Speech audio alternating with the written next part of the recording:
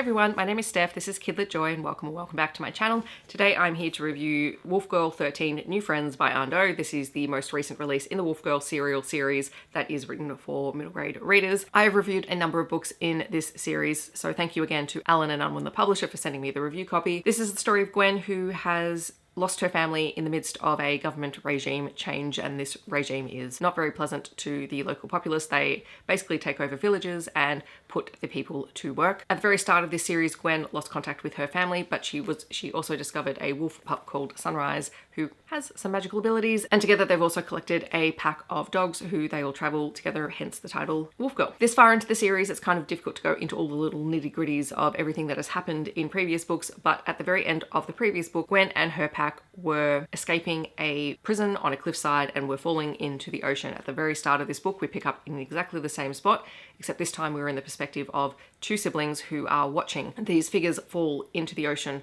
and they decide to help these two siblings have a connection to dolphins and are able to move through the water, and so collectively they work together to save Gwen and the pack. And as Gwen is recovering, she's getting to know the siblings and to understand a little bit more about what's happening in the area. The whole driving purpose in this series is Gwen trying to find her family. She has tracked down her sister, and that was not as successful an endeavor as she probably would have hoped.